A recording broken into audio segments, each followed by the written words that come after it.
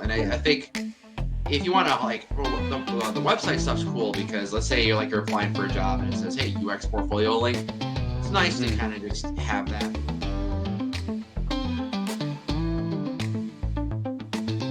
So kind of making sure that as a reader, you can kind of just follow that and understand. That way you're not having to go back and forth. Okay, so I'd like to welcome back all of our listeners to another episode of the Excel Minds podcast. And today we're running part 2 of a workshop series that's been run by Theo Johnson. So really happy to get back on to the podcast. We dress the same, look the same, so it might be the same day that we recorded this. But yeah, anyway, for our listeners, I'm really happy to get you back on. Nice to be back here, Dale. I'm excited to share some tips and tricks for those portfolios. I know that's a big thing right now in the industry. How do we stand out, right?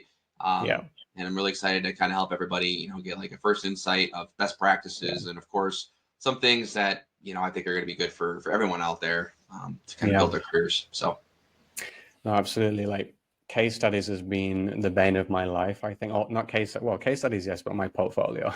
Since I joined the UX industry, I've changed it so many times I've lost count.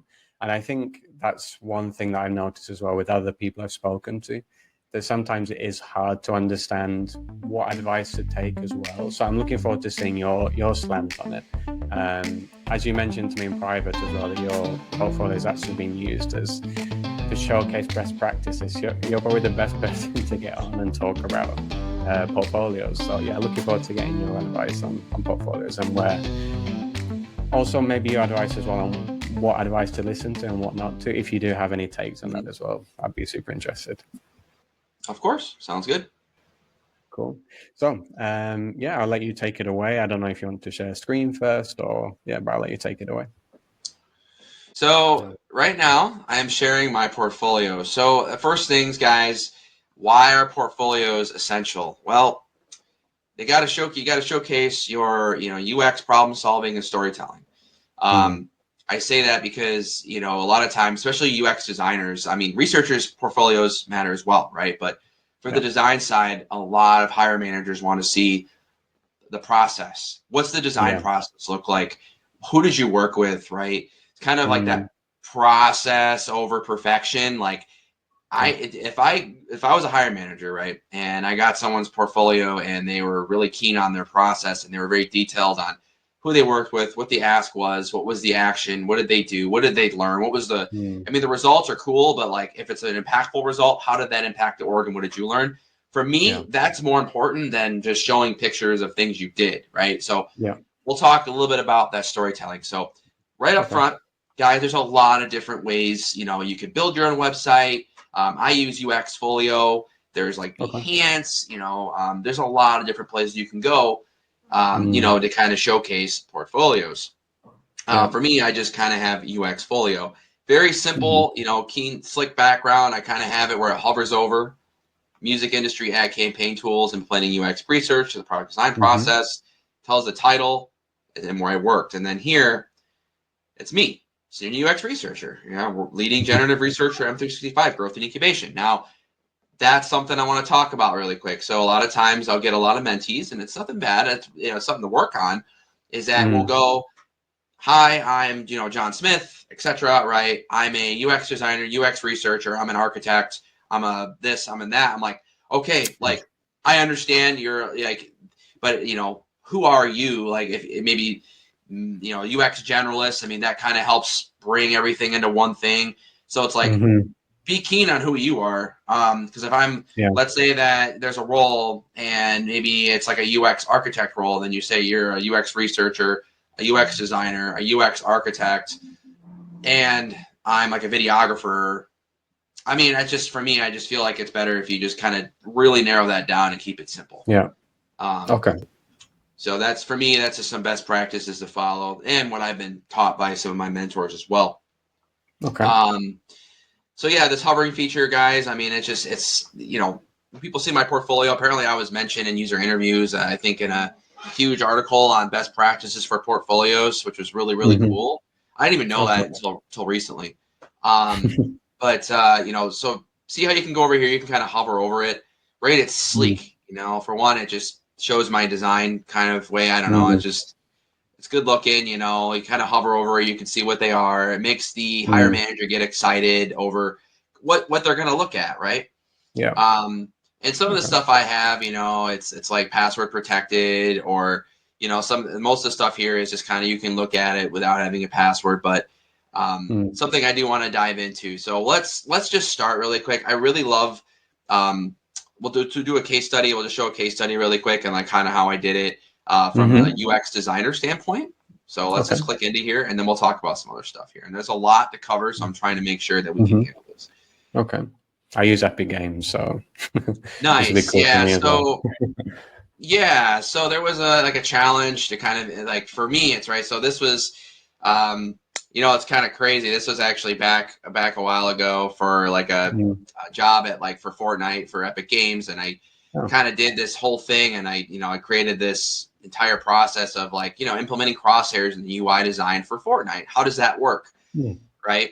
You guys can see right here at the top very clearly understand that, right? Well, one thing that I love that we can get a lot of the students to do, or anyone that's coming into UX, I can go right to my different areas. And take a look at everything, right? So having that easy navigation for hiring managers is going to be really, really big. Yeah. I mentioned earlier, right? So storytelling, right? So the importance of storytelling. So what was the challenge? We wanted to add custom crosshairs. So the requirements, locations of the crosshairs, where are they in the game? What does that customization look like? How does that player interact with the user interface? Do all the players have access to this feature, right? If anybody here plays Fortnite, there's just a bunch of different things you could do in Fortnite. So you got to think holistically and as a designer, right, about that process and the research. How are you going to kind of dive into that? How are you going to understand from the user base? Yeah. And then I kind of go into the research aspect, right? Talk about some of the discovery work I did, doing a profile survey, gamer profile, understanding stuff about the players. And then I go into the personas, right? So, of course, this is a 20-minute workshop. So, guys, I'm just kind of skimming through this. If you have any questions, please reach out to me on ADP list and we can schedule a little bit more time. But I'm doing the best I can in this 20-minute session. Talking a little bit about the personas, right? So I was able to kind of, meet with a bunch of users and understand their needs, right? Making sure we have the right data set to understand this persona 1, digital marketer. They like RPGs, first-person shooters, right? They have preferred gaming consoles. It's all based off survey data and user interviews I did. Yeah. And then user stories, right? So like to better understand thought processes, right? From gamers is like we want to understand how they think. So you guys are kind of looking at this, you're seeing all these different methods, right? So like when you make these portfolios, you want to talk about it in a star format. What was the situation? Yeah. What was the task, right? That you kind of did and actioned upon, so action and then result. If you kind of go through this, you look at this, I go to my research, I talk about the user stories. As a gamer, I want to unlock new customizable items as a gamer so that I can, etc. Yeah. And then here, how might we statements, right? We're kind of going in here, we're understanding. These are all great methods, by the way, guys, of brainstorming. I am a researcher, by the way, guys. So this is way back, but I just want to show this for those designers out there who are looking at building their designer portfolios. When we kind of build things, work on different interfaces, and even at Microsoft right now, right? Like we still do like these how might we sessions of like brainstorming, so how might we improve the user journey across the customization in Fortnite? How might we, remake the locker room user interface? How might we design custom crosshairs for Save the World? So for me, so I was like, we could have the crosshairs and accessibility option. We could show an in-game example of the crosshair on the UI, right?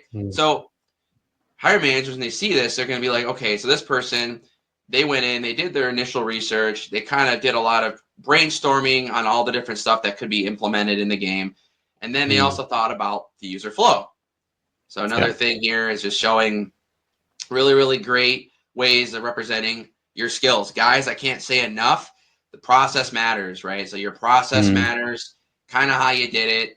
And then some sketches here. I just want to kind of scroll through this. That I did some mock-ups, some ideations, annotated designs. where Mm-hmm. it's telling the story of, what's the step-by-step process and how our user kind of goes through. And then here I kind of created, right, this Mm. mock-up of what the UI, the crosshair would look like, and then in the Okay. save the world as well. So one thing, so I know I'm just kind of, there's a lot here, guys. I mean, I could spend Mm. days talking about portfolios. Let me see, go back here. I just wondered as well, I don't want to Sure. ruin Yeah. your flow. Obviously, that was probably more directed to UX designers, because Mm-hmm. as a UX researcher myself, probably some of our listeners are UX researchers. What is your advice? Because I've heard different advice. Because obviously there was a lot of visuals, and Mm-hmm. I've got different sorts of advice. I've had some say to me, even if you are a researcher, show visuals, show maybe the outcome of whatever, I don't know, you were researching. But Yeah. like, as you'll know, as a researcher, in some cases, especially if you're working in an agency and you're working on different projects, you Mm-hmm. might not see the end result, or maybe you want to put that in your case study, but there isn't an end result yet. So Gotcha. maybe there's not so many visuals. What's your advice on that? Is it better to wait before there are visuals and add visuals, or if you're a researcher, it doesn't matter, just focus on your process? Because I've got different advice on this. I'll be interested to hear your take on it. So yeah, and I'll be dead honest with everybody here. Like that, so that thing with the Epic Games thing, I created that like literally like 6 years ago. But Okay. I will say So that that's good. showcasing the process is important. Hmm. Both in the design and the research. So I try to get a lot of my mentees to kind of talk a little about the teams they worked with, the Yeah. brainstorming sessions they had with those teams. And then you said showcasing results, right? So let's say you worked on Mm. something, but you don't have results. Well, Yeah. if you can show that first initial part where you talk about, like for the Sony one, the problem Mm. statement, the project goals, and I just kind of took, something from, like a PowerPoint, I popped it in here, but it's really Mm. easy to kind of see. If you could talk a little bit about, that process, that's going to Hmm. be in like the flow of that and the things you've learned, that's going to be really, really impactful. Okay. Sometimes you're not going to have the results. Sometimes you're not going to have numbers and stuff to show. But I will say that the measurable impact is big. So if you can have Okay. metrics or outcomes like improved task completion rates and show that, that's wonderful. But if you're not able to do that, it's not a make or break. I mean, Okay. it's I think showing your methodologies from a Mm. research side especially, right, Yeah. and kind of how you worked with those teams and then how you Yeah. were successful, and then maybe you weren't successful, maybe you went and you did something and it was great, but there was like a lot of like, wow, we actually did this and we found that 70% of people said this is not good, right, and this Okay. is how we work to improve it. Mm. That's going to be huge, right, Okay. because it Yeah. shows that you have the idea of ideation, the Mm. brainstorming, the Mm. solutioning, right? Yeah. Because we release let's be honest with you, right? So you work in UX, we release a lot of stuff in the industry everywhere that a lot Mm. of users have trouble with, right? And we have to go Yeah. and fix them. How do we do that? We do that by having user feedback, tailoring to Yeah. business goals, making sure that the infrastructure that that users ask for can fit within those business needs and the constraints that we have. Mm. And we go and we try to ideate and build something that's gonna, one, help the company Yeah. make money, do well, but also make sure that the user is happy. Um, Yeah. and a lot of times it's, you have to figure out there's some major changes in some things, right? How do you Mm. take that process of a major change, talk about that, right? Maybe there's a design or there's a user interface or like a flow that's broken that you're trying to Mm. fix. Yeah. How did you fix it? Right? What were the Mhm. ideas? Like maybe you had two or three different ideas. Talk about it, man. Like talk about Mm. those ideas, right? I think that's Yeah. important. Absolutely. Okay. No, cool. Thanks for that. I didn't mean to interrupt your flow. No, you're okay. You're okay. And I mean, I'll keep this pretty brief here. Um, Sure. so that one was more design focused. I have this great thing here where when I was at Sony, we worked a lot on, kind of implementing research, into the product Hmm. design process. Again, you're going to see a consistent flow here. I talk about the problem statement, the project goals, so we Mm. know exactly what they were up front, the team structure, who you worked with, how did that Hmm. process go, my role and responsibility, the methods I used, Okay. the personas, etc. So there's a lot of great stuff you can do with these portfolios. And then here, so this kind of ties into what you were talking about earlier. So we were able to kind of talk about the SUS score, how many tasks were completed successfully, how many unknown issues were rolled out, were caught before they were rolled out, right? And then obviously that business impact launch success, right? Talking about how much money you saved. What was that? What did that look like? And then those post testing thoughts, right? And then of course some other artifacts like some journey maps, and of course being mindful of the company, stuff that's blurred out, like not, giving out company people, it's like, you know what I mean? So making sure that the artifacts you're able to share are actually, you're able to share.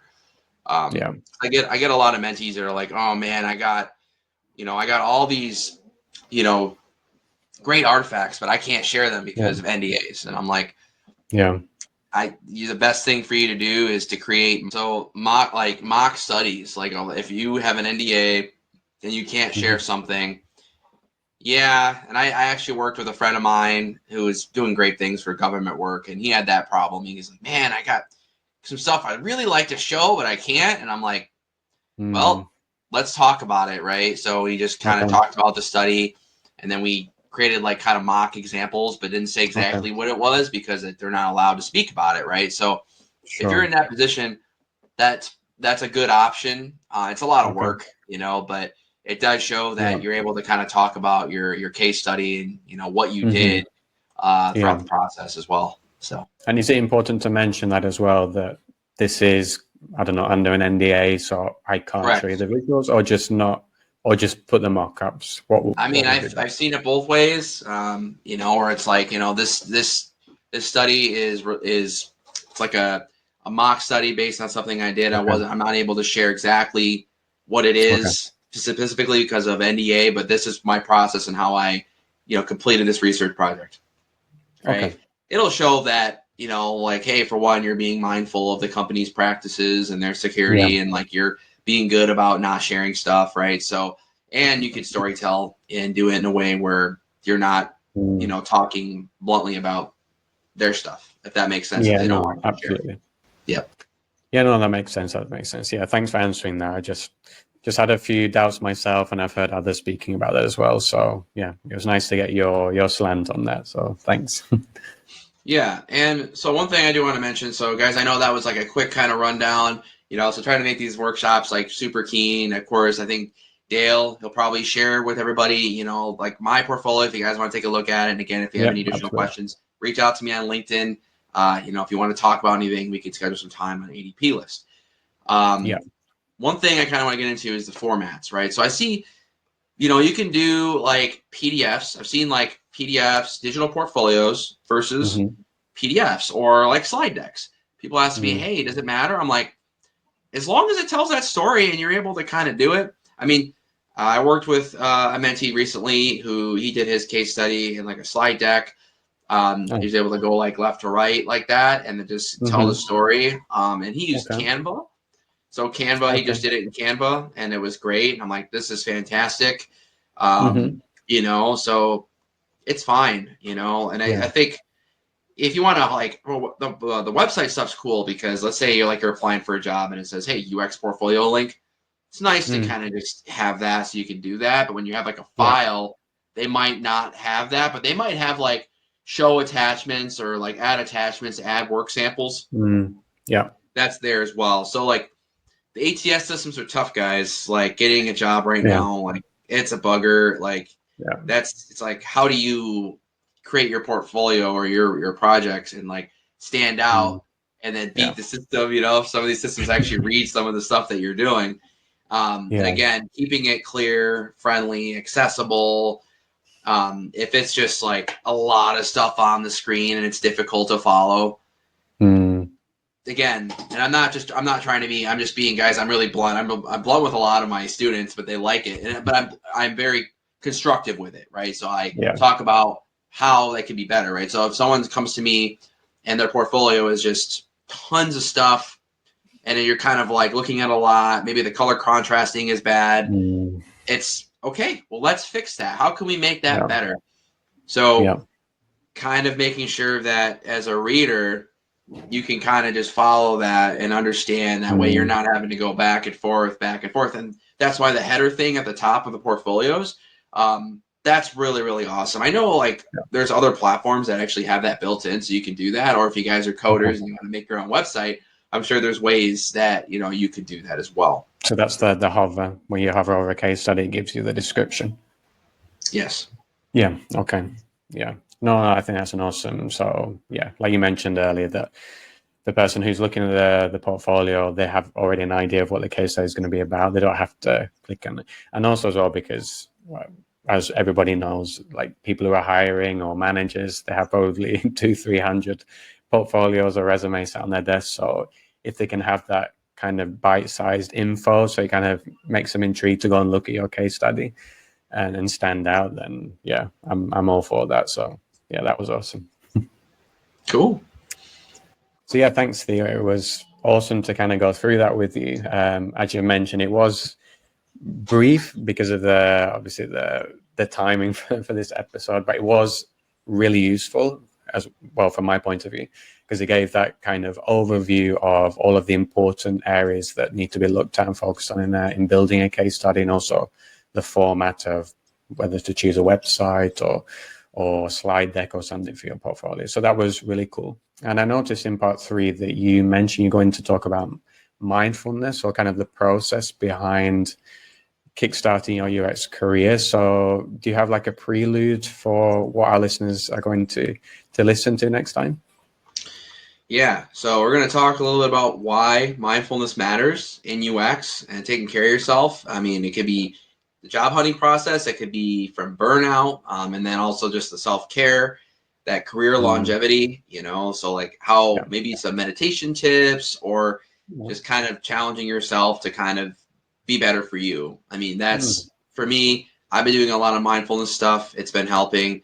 Just taking care of yourself. And in our next episode, we're going to talk a little bit about some stuff that I feel like will help you guys, you know, just kind of navigate your way, feel a little bit more zen, you know, with everything UX and, you know, your careers. So that sounds amazing. That sounds amazing. Something I think I will definitely need to tune into myself. I'm hosting it, so I have to, but I'm really looking forward to listening to this, because I think it's really important, especially now with the job market. I'm in it myself, so I know what you're talking about. And I think it's very important to look after yourself, because if you're not looking after yourself and you do get a job, you're not going to be mentally prepared for it as well if you are out of work. So yeah, no, really looking forward to that. Thanks for running this workshop so far, and thanks for part 2. And yeah, looking forward to having you on again. Sounds good. Thanks, Dale.